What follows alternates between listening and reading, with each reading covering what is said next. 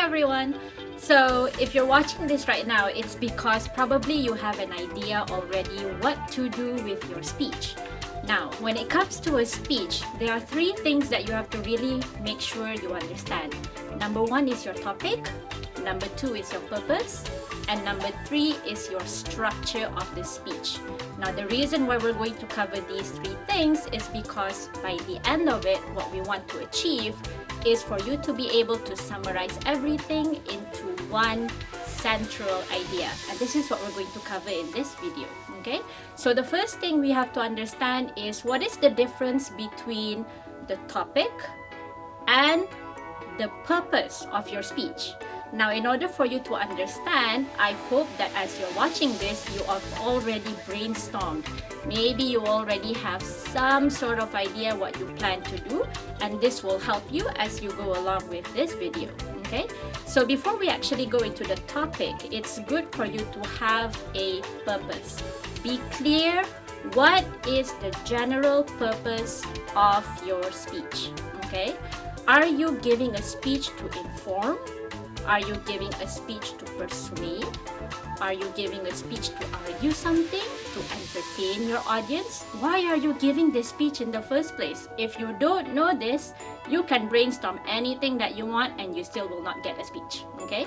So make sure first things first is you understand what is the purpose, okay? And this is what we call a general purpose. What is it? To inform, to persuade, to argue, to entertain, to explain. You can just figure it out as you go along, but you have to be clear, okay?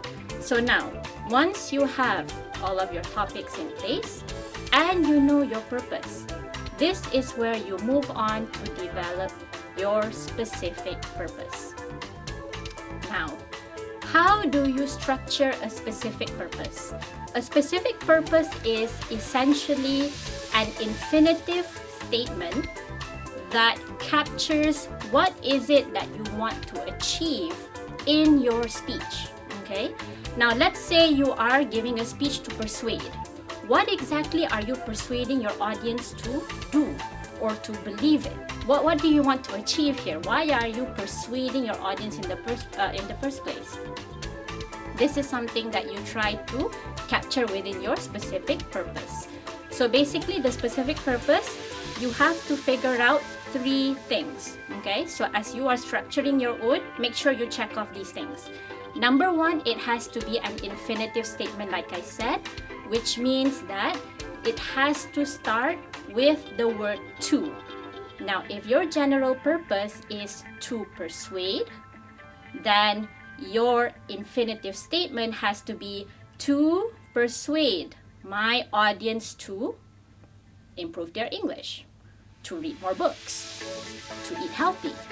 Whatever it is that you feel like you want your audience to do, the reason you are giving this speech in the first place, this is what you mention in your infinitive statement, which is your specific purpose. It has to start with to.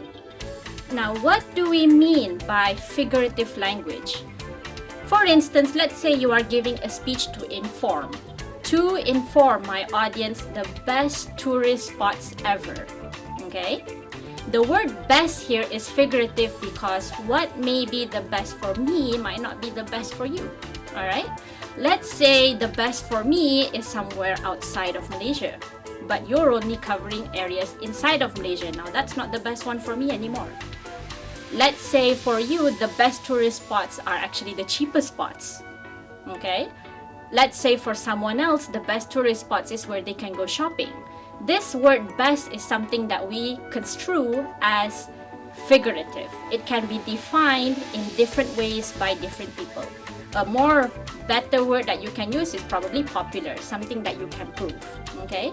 Finally, you have to go to one idea, all right? You cannot say, for instance, to inform my audience the best tourist spots in Malaysia and how to prepare yourself to actually okay?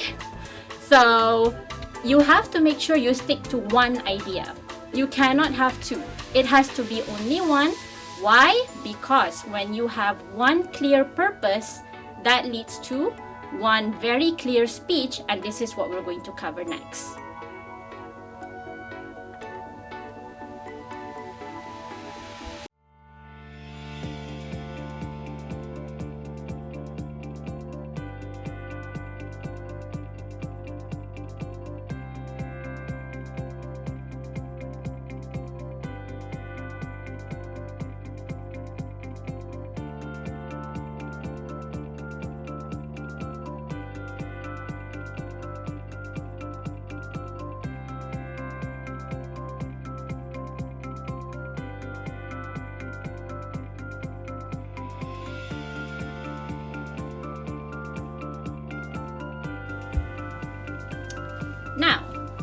let's say you already have your purpose, general and specific, and you already have some sort of idea what your topic is going to be about, okay?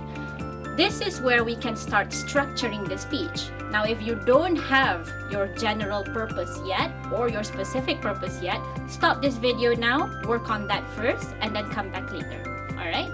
So, if let's say you already have your specific purpose as well as your general purpose, you know more or less what is it you want to achieve, we can start structuring the speech.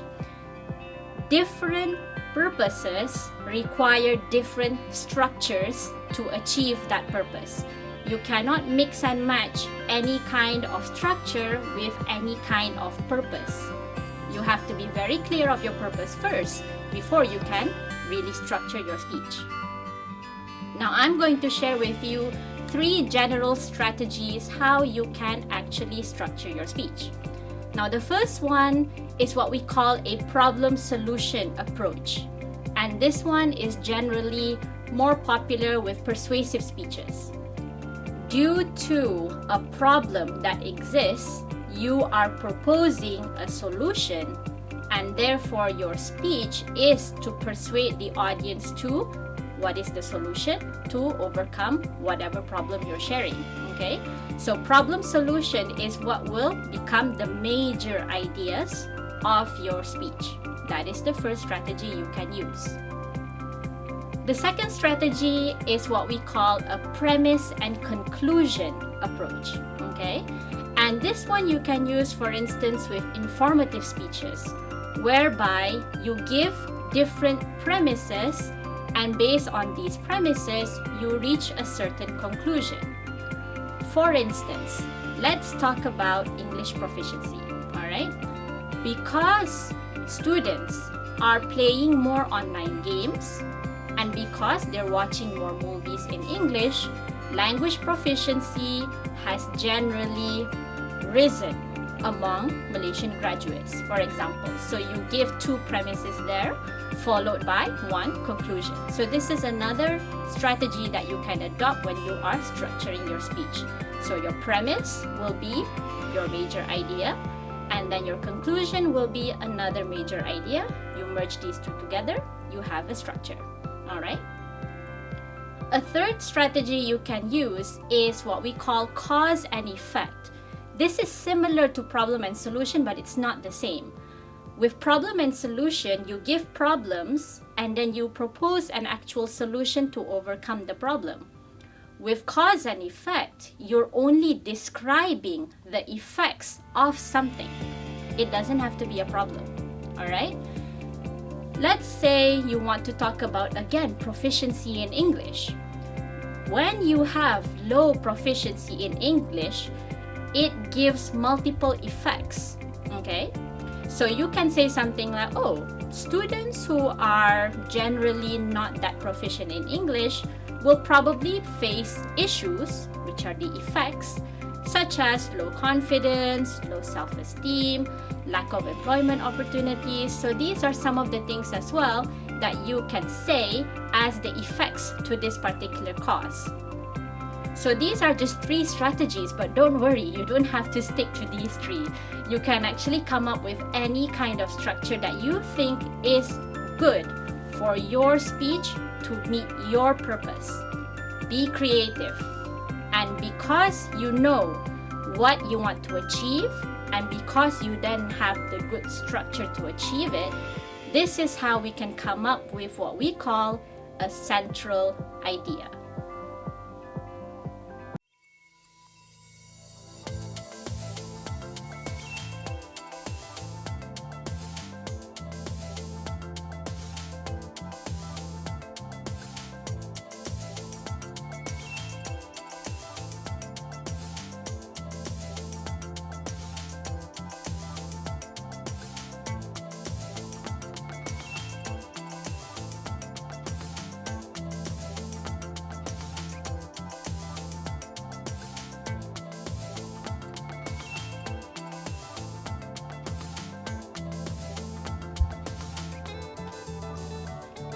Now, you have your purpose, you have your structure.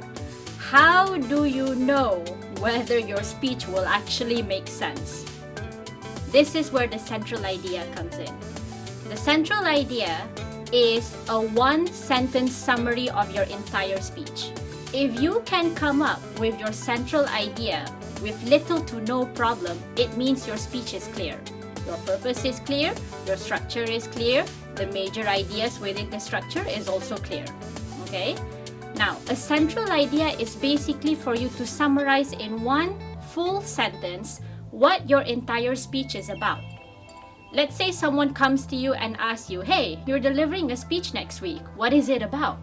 What you answer is supposed to be your central idea, so that you can really tell this person who's asking what your speech is about. As long as you are able to summarize it within one sentence, that means that you should be okay. Alright? But there are a few guidelines for you to follow when you are developing your central idea. Number one, it has to be a full sentence. Okay? No hanging words here and there, no missing subject. You have to make sure it is a full sentence. Number two, no figurative language. We covered this already, so you avoid words that can be wrongly defined by people. Words like best, for example. You avoid figurative language. Your central idea has to have only one idea. Okay? If your purpose has only one idea, your central idea will also only have one idea. If your purpose, your specific purpose is to persuade my audience to eat healthy, your central idea will also reflect that and only have eating healthy. It will not have other things like, oh, to eat healthy as well as to make sure you get enough sleep, for example. Finally, it has to capture all of the major ideas of the speech. So if we go back to the previous section where I explained to you about the purpose, the major ideas of your speech will be determined by what structure you adopt when you are actually putting your speech together. If it is a problem-solution approach, then your problem is probably one major idea, your solution is one major idea. If you go with premise and conclusion, you might have two major premises followed by one conclusion.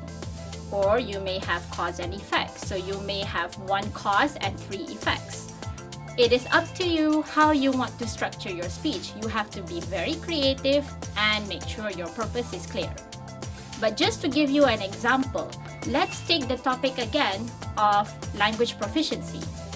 If you use a problem-solution approach, maybe you can say that your central idea in one sentence is Malaysian employers are complaining of low level of proficiency. Therefore, we should participate in more English clubs to increase our proficiency. This is just an example. The sentence does not have to be long. It doesn't necessarily have to be short either. As long as it's just one sentence and captures all of the major ideas in the speech, you know you're good to go.